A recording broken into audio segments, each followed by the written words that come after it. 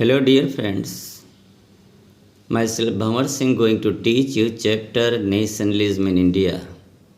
In this chapter, I will teach you the rise of the development of the feelings of nationalism in the country. Beta, this is the chapter of history of class 10th. In previous chapter, you have studies about the rise of nationalism in Europe. पहले वाले chapter में बेटा आप लोगों ने पढ़ा है कि नेशनलिज्म की फीलिंग्स यूरोप में कैसे डेवलप हुई। पहले इसकी शुरुआत होती फ्रांस से और इसके बाद ये यूरोप के दूसरे पार्ट्स में पहुंचता है और फिर ये इंडिया पहुंचता है। महात्मा गांधी को बहुत बड़ा रोल दिया जाता है, इसका योगदान दिया जाता है कि उन्होंने रियल नेशनलिज्म की फीलिंग्स जो थी वो इंडियन पीपल में अराइज की। तो इसकी शुरुआत जो हुई है और that is from the revolt of 1857। हमारे यहाँ नेशनलिज्म का जो जन्म था, बर्थ थी, वो उस समय हो गई थी और रिवॉल्ट ऑफ 1857, और जिसमें कहते हैं कि खूब लड़ी मर्दानी वो तो झांसी वाली रानी थी। तो उसकी शुरुआत हो जाती है, डेवलपमेंट स्टार्ट होता है। फिर the revolt of 1885 with the formation of the Congress party, Indian National Congress at Bombay. तभी महात्मा गांधी जी का जन्म होता है। For higher education he went England and becoming barrister he return India.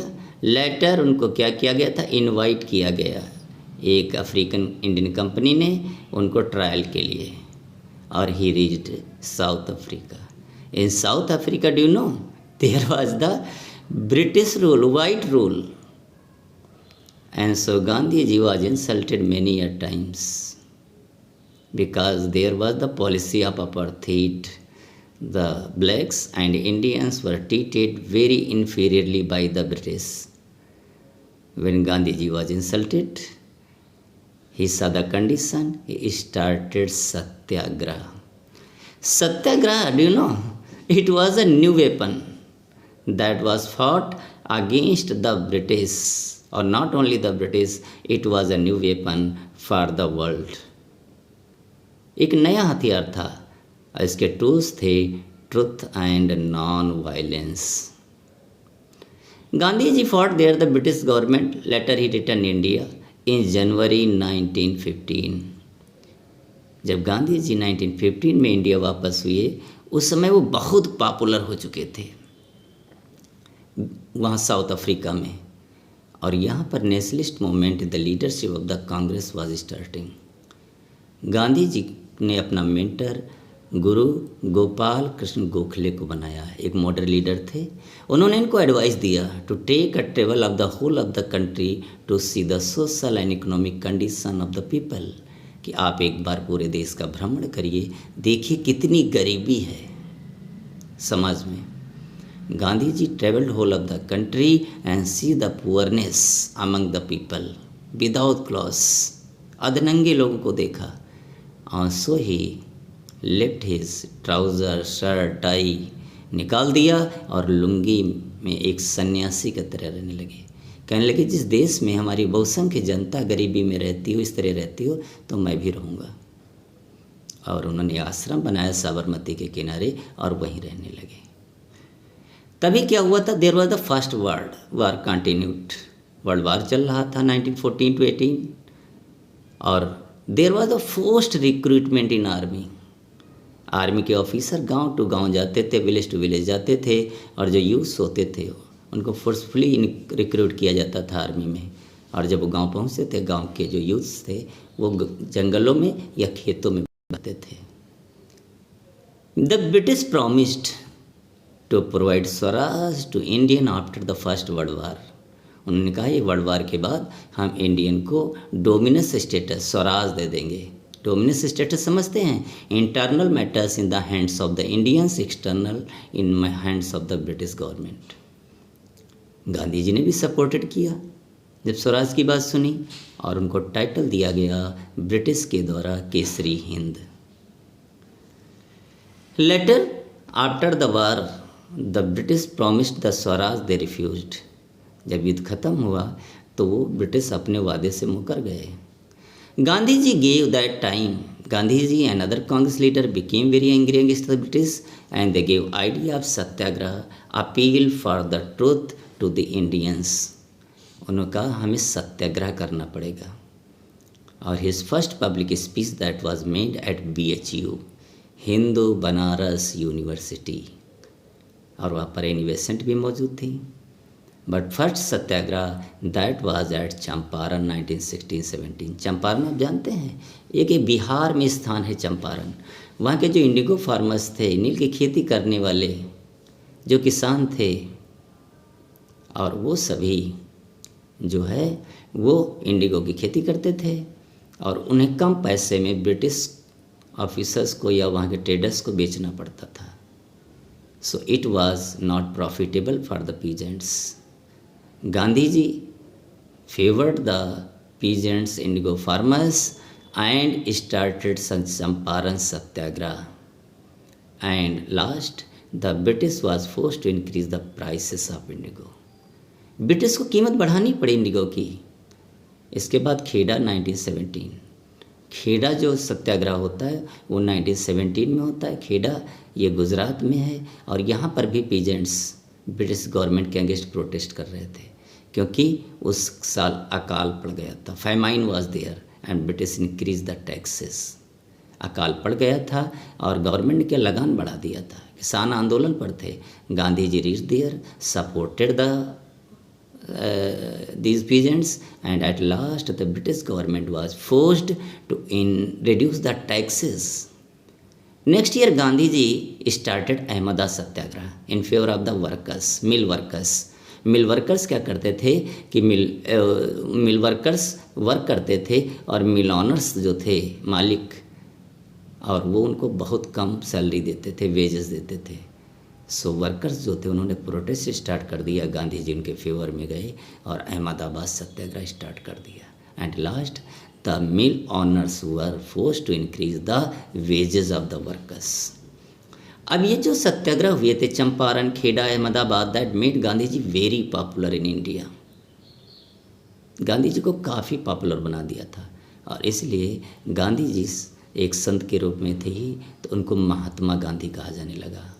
Gandhi जी भगवान कहा जाने लगा, बापू जी कहा जाने लगा। और ये इतना पॉपुलर हो गया था नेशनलिस्ट मूवमेंट, गांधी जी के आने से और पॉपुलर हो गया था। तो ब्रिटिश डर गई और उसने क्या किया, एक एक्ट पास किया to suppress the movement, Rowlatt act. Rowlatt act was passed in 1919 और इसमें क्या हुआ था कि any Indian could be imprisoned without any trial. बिना मुकदमा चलाए किसी भी इंडियन को 2 साल के लिए जेल में डाला जा सकता था। देयर वाज नो वकील, नो अपील, नो दलील, नहीं की जा सकती थी। और कांग्रेस ने इसको कहा ब्लैक लॉ, काला कानून, और इसके खिलाफ Rowlatt Satyagraha was launched all over the country on 6 अप्रैल 1919। गांधी जी ने राउलेट सत्याग्रह स्टार्ट कर दिया और कांग्रेस के जो इम्पोर्टेंट लीडर्स थे उनको अरेस्ट किया जाने लगा। On 10 April 2 Congress leaders at Amritsar they were arrested, doctor Satyapal and doctor Kitchlew. इन दोनों को अरेस्ट कर लिया गया और जब इनको अरेस्ट कर लिया गया तो 13 अप्रैल को बैसाखी के दिन, और वहाँ एक ग्राउंड था जलियांवाला बाग अमृतसर में, वहाँ पे हज़ारों की भीड़ इकट्ठा हुई और जनरल डायर पहुंचता है और उन इनोसेंट क्राउड के ऊपर जो निहत्थे लोग थे उन पर फायर ओपन करा दिया। रिजल्ट क्या हुआ, more than 400 people were killed and 800 were injured. एक सूखा कुआं था वहाँ बताते हैं, उसमें 200 लोग से ज़्यादा कूद कर जान बचाने के लिए कूद गए थे और मर गए थे। लोग अपनी जान बचाने के लिए डेड बॉडीज़ के नीचे घुस रहे थे। ये कंडीशंस थी वहाँ, चारों तरफ जो है खून ही खून था। और जब ये इंसिडेंट को कांग्रेस ने, देश ने, गांधी जी ने सुना तो सब में ब्रिटिश के अगेंस्ट एक गुस्सा भर गया, एक घड़ा भर गई और गांधी जी ने डिसाइड किया अब हमें एक मूवमेंट का आंदोलन शुरू करना है। Gandhi ji wrote a letter Gandhi ji wrote a book, Hind Swaraj, in 1909, or giving the idea not to cooperate the British.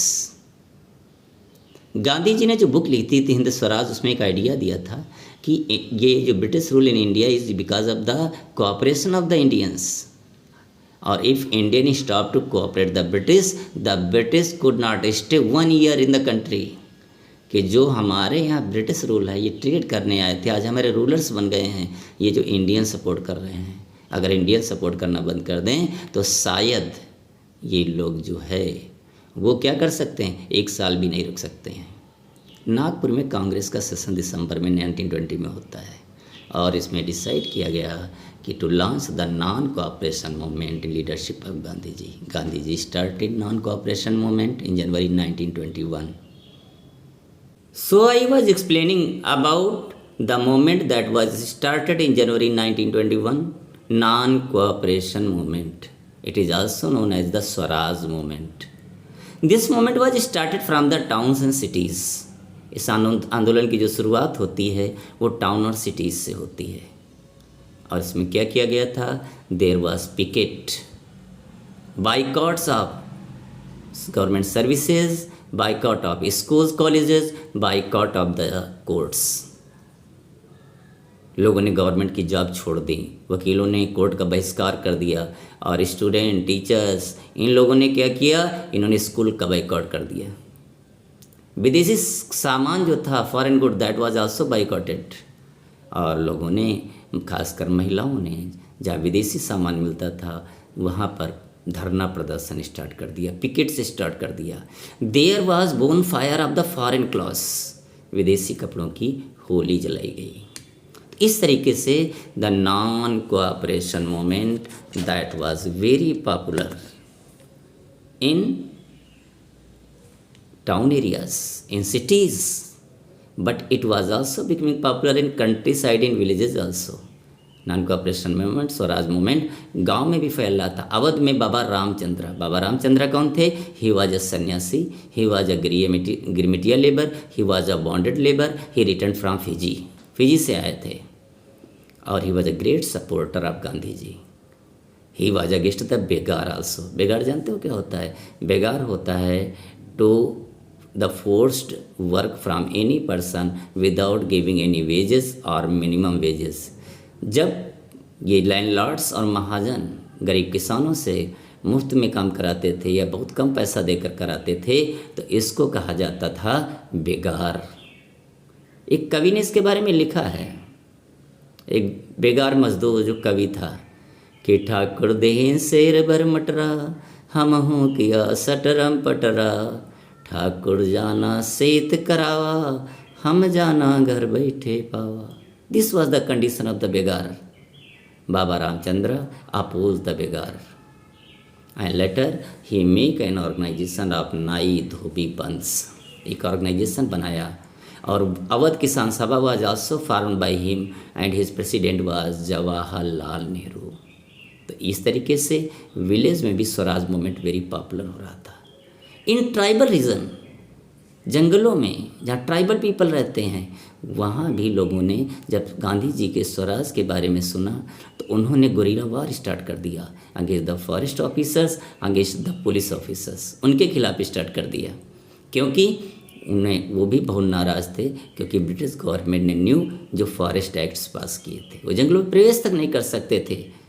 वहाँ चरवाही करना, घास काटना, खेती करना, फल इकट्ठे करना, ये तो दूर की बात थी। और उनका लीडर था अलूरी सीताराम राजू, आंध्रा और उन सब में हुआ था ये, और उसको कहते हैं एक जादूगर भी था। लास्ट में उसको पकड़ लिया जाता है, he was captured by the police and was hanged in 1924। तो इस तरीके से ट्राइबल एरियाज़ में भी मूवमेंट स्टार्ट हो गया। अब आता है swaraj in plantation. Swaraj movement in plantations में भी स्टार्ट हो गया। प्लांटेशन समझते हैं, plantations are the large estate where the same clear of plants are planted for the commercial purpose. बागान, जहाँ पर जो है एक ही किस्म के पेड़ लगाए जाते हैं, रबर बागान होता है, टी का बागान होता है, और आपका कॉफ़ी, तो ये प्लांटेशंस होते हैं। और उन वर्कर्स पर, क्योंकि ज़्यादातर ये जो प्लांटेशंस थे, इनके जो प्लांटर्स थे, मालिक थे, वो ब्रिटिश थे, तो ब्रिटिश गवर्नमेंट ने एक एक्ट पास किया था, इनलैंड एमिग्रेशन एक्ट 1859। ये एक्ट पास किया गया था, और इसमें क्या था कि the planter workers could not leave the plantations without prior permission of the planters. बिना मालिक से पूछे छोड़कर नहीं जा सकते थे प्लांटेशंस को।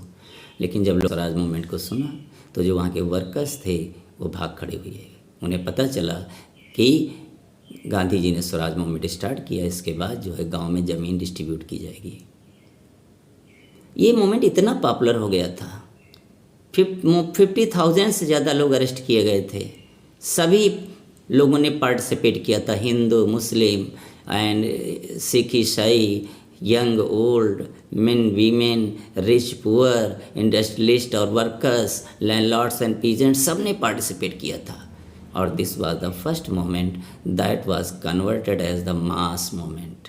अभी तक राष्ट्रीय आंदोलन हो रहे थे, लेकिन पहली बार जन आंदोलन हुआ था। गांधी जी ने इसको जन आंदोलन में बदल दिया था। तभी एक इंसिडेंट हो जाता है चौरी चौरा 1922। चौरी चौरा गोरखपुर में उत्तर प्रदेश में एक स्थान है, और वहाँ पर क्या हुआ था कि पुलिस में और सत्याग्रही में क्लैश हो गया। पुलिस ने लाठीचार्ज कर दिया, और जो सत्याग्रही थे उन्होंने क्या किया, थाने को घेर कर आग लगा दी, जिसमें 22 पुलिसमैन बर्ट अलाइव जिंदा जल गए। जब गांधी जी को ये पता चलता है तो he withdrew the movement in February 1922। उन्होंने उस मूवमेंट को विड्रा कर लिया, क्योंकि उनका ये मानना था कि जो हमारा आंदोलन है वो नॉन वायलेंटिक रहेगा, अहिंसा से चलेगा, न कि हिंसा से। वो जानते थे अगर हिंसा की शुरुआत हो गई तो ब्रिटिश इसको सप्रेस कर देगी, जैसे रिवॉल्ट ऑफ 1857 को किया था। जब गांधी जी ने इसको विड्रू किया तो कांग्रेस के लीडर उनसे नाराज़ हो गए। CR दास एंड मोतीलाल नेहरू, चित्तरंजन दास और मोतीलाल नेहरू दोनों लोग नाराज़ हो गए। उन्हें नई पार्टी बना ली, स्वराज पार्टी 1922।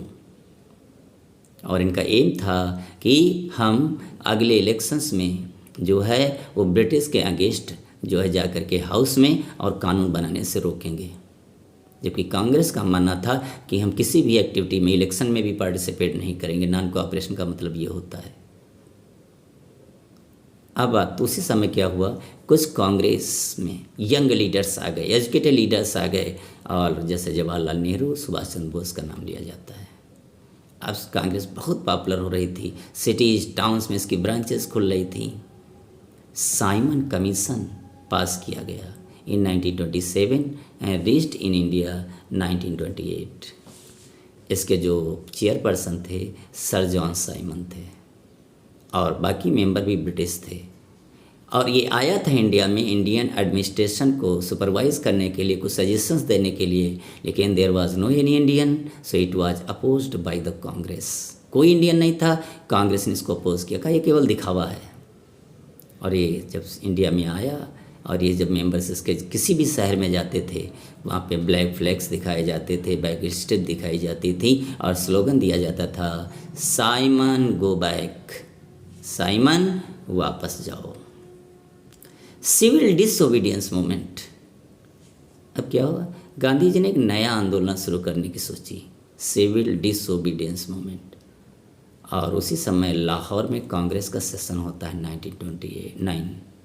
कांग्रेस का हर साल सेशन होता था दिसंबर के महीने में, और उसमें प्रेसिडेंट इलेक्ट होता था नया, और पूरे ईयर के लिए एक एजेंडा तैयार होता था, प्लानिंग तैयार होती थी। और हुआ क्या, उसका लीडर प्रेसिडेंट जवाहरलाल नेहरू को बनाया गया, और पहली बार Congress passed the proposal of the Purna Swaraj. पहली बार डिमांड कांग्रेस ने की थी कंप्लीट इंडिपेंडेंस। अभी तक वो स्वराज की बात कर रही थी। उसने कहा British leave India at any cost. और दूसरा क्या प्रपोजल था, 26 January was decided to celebrate as Independence Day all over the country. और तीसरा था एक नया मूवमेंट स्टार्ट किया जाए।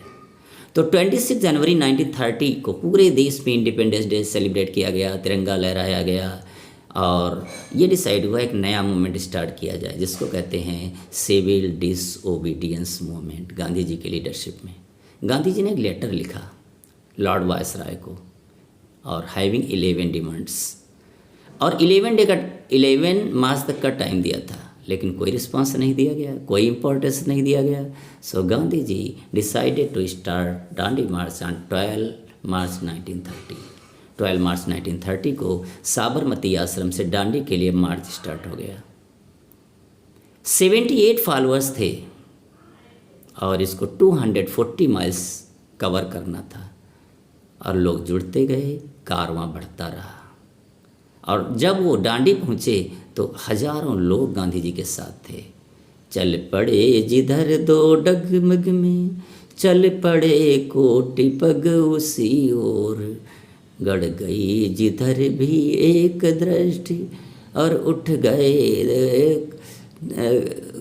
कोटि दृग उसी ओर। तो हजारों लोग पहुंच गए थे और 10 miles per day Gandhi ji travel करते थे। 24 डेज में साबरमती आश्रम पहुँचे। And on 6 April 1930 boiling the water from sea water,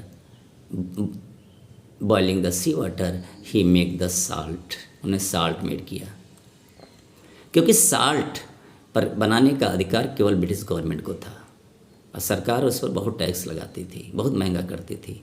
और साल्ट जो था वो हिंदू मुस्लिम सबके लिए इम्पोर्टेंस रखता है, और क्या कहते हैं रिच और पुअर सबके लिए भी, और पुअर्स के लिए तो और भी इम्पोर्टेंस है।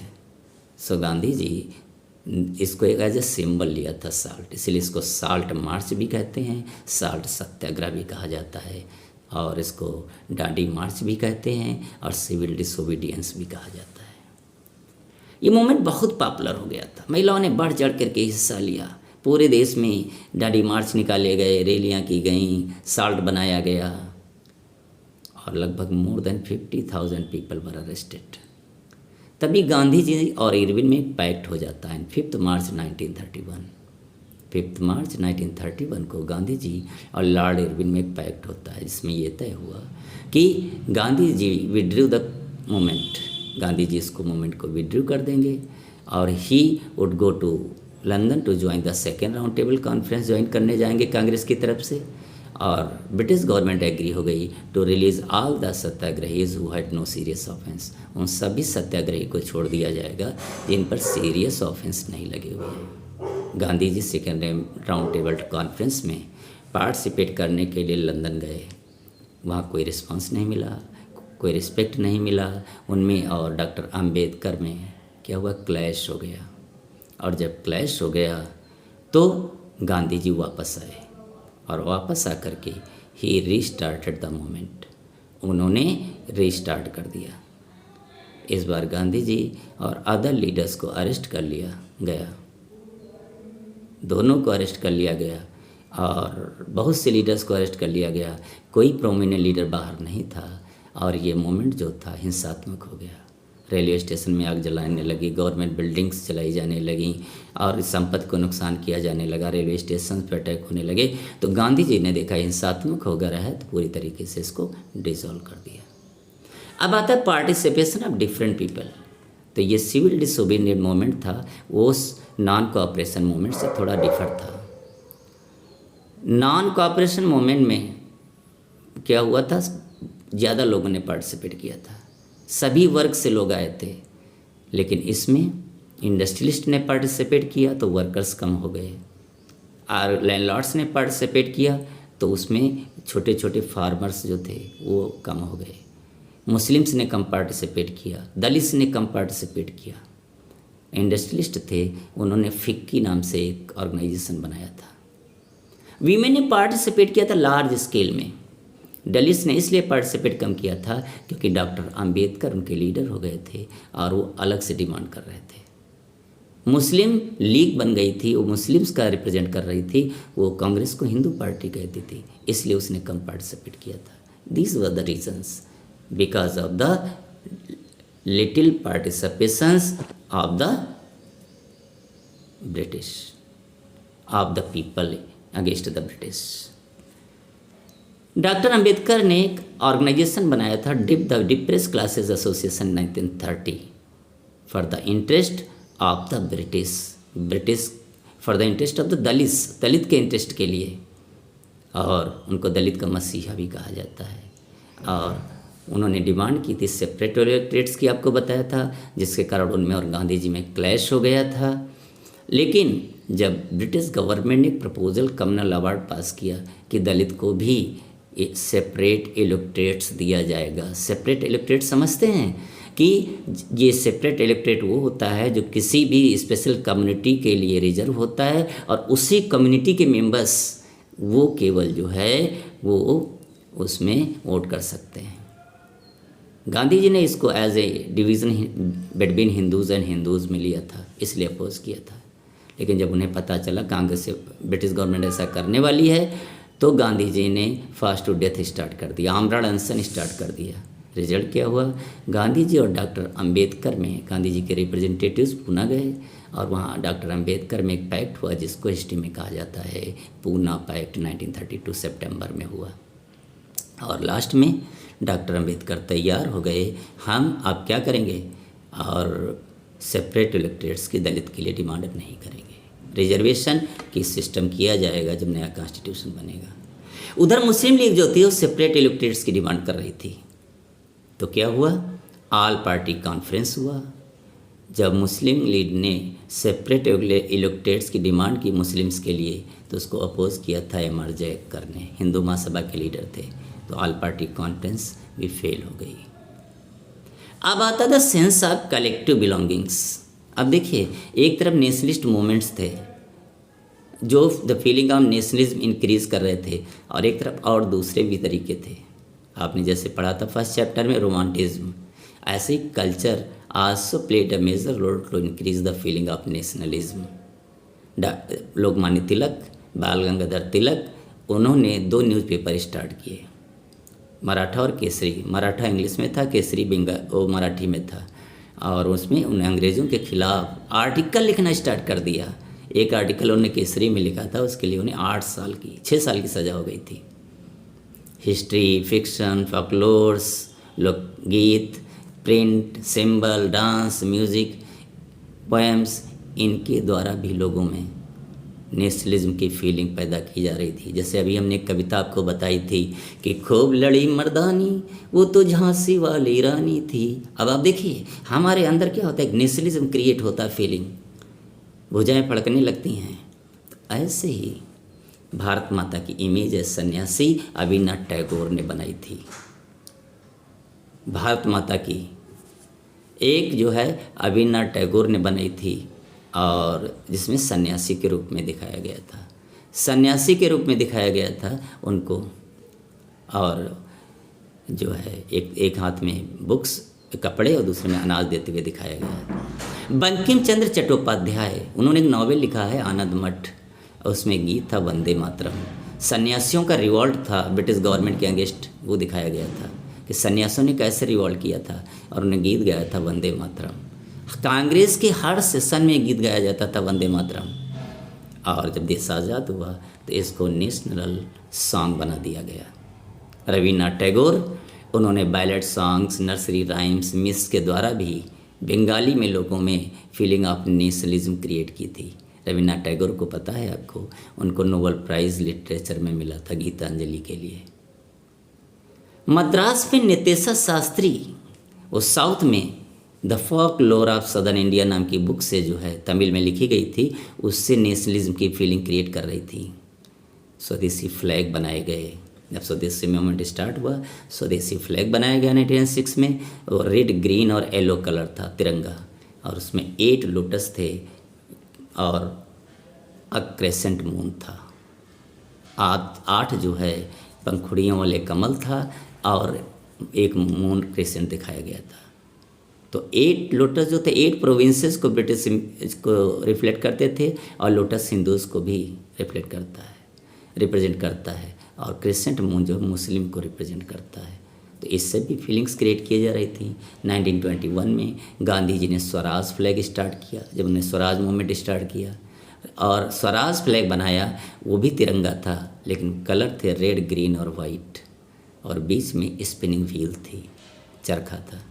लेकिन जब हमारा देश आज़ाद हुआ तो एक नेशनल फ्लैग बनाया गया, वो भी हमारा तिरंगा है, लेकिन वहाँ पर आप देखिए सैफरान वाइट और ग्रीन कलर है, और वाइट के बीच में आप देखेंगे चक्र है, अशोक चक्र है, जिसमें 24 पोक्स हैं, और जो सैफरान है वो सेक्रीफाइस का सिंबल है, वाइट पीस का है, और ग्रीन प्रॉस्पेरिटी का है, और चक्र जो है जो व्हील बना हुआ है वो 24 आवर्स चलने की, प्रोग्रेस करने का सिंबल देता है। भारत माता को एज ए गॉडेस दुर्गा भी बनाया गया, उनकी इमेज बनाई गई, एक तरफ एलिफेंट एक तरफ लायन। एलिफेंट स्ट्रेंथ और जो है लायन वो पावर और वेल्लोर को रिप्रेजेंट करता है कि भारत माता हमारी ऐसी हैं जिनके एक हाथ में त्रिशूल दूसरे में फ्लैग है। तो ये ऐसी चीज़ें थीं, ऐसी पेंटिंग्स थीं और जिनके द्वारा नेशनलिज्म की फीलिंग्स को क्रिएट किया गया, एक राष्ट्रवाद की भावना लोगों में पैदा की गई। और रिजल्ट क्या हुआ?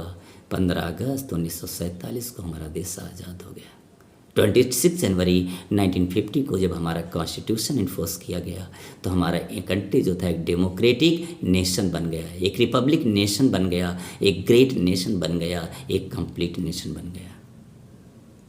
तो this was the role of Gandhi ji and other leaders to rise the feeling of nationalism in India. साथियों, अगर ये वीडियो आपको पसंद आता है तो इसको प्लीज़ लाइक एंड सब्सक्राइब करना मत भूलें।